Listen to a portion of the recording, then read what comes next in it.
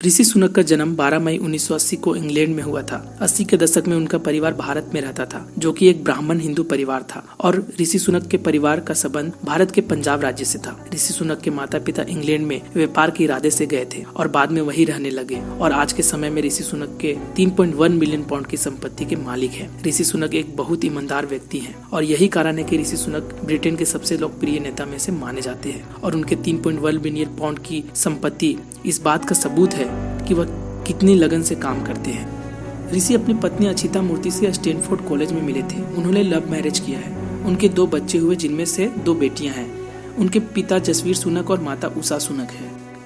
ऋषि सुनक के पिता का इंग्लैंड में अच्छा व्यापार था। वह चिकित्सक थे। उनकी माता फार्मेसी चलाती थी।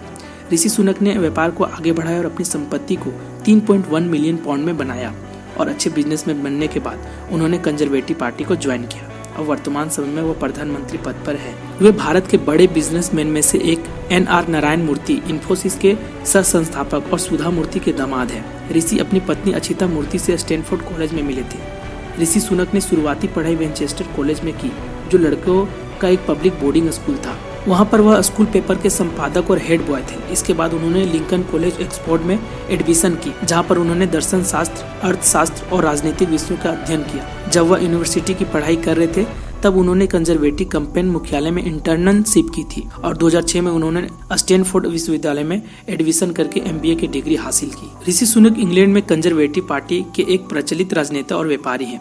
ऋषि सबसे पहले एक व्यापारी के तौर पर काम करते थे। उनके राजनीतिक जीवन की शुरुआत 2014 में हुई और इसी साल ब्रिटेन के संसद के सदस्य बने। 2015 में ऋषि ने पहली बार रिचमंड से आम चुनाव लड़ा और बहुमत के साथ जीत हासिल की।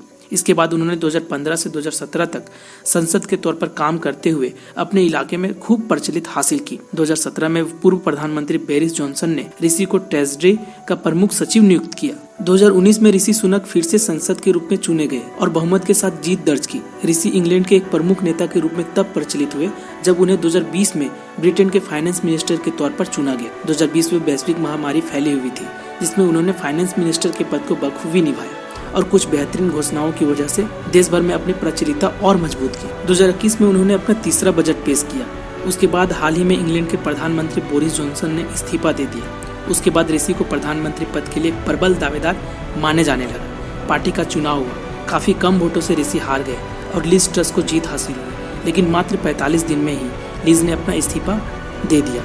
उसके बाद फिर से चुनाव हुआ, जिसमें 24 अक्टूबर 2022 को ऋषि को निर्विरोध बहुमत हासिल हुआ। इस तरह से ऋषि को केवल अपने राजनीतिक जीवन में केवल 7 सालों में प्रधानमंत्री पद मिल गया। तो अगर आपको ये इन्फॉर्मेशन अच्छी लगी हो तो कमेंट सेक्शन में हमें बताएं और लाइक, शेयर, सब्सक्राइब जरूर करें। धन्यवाद।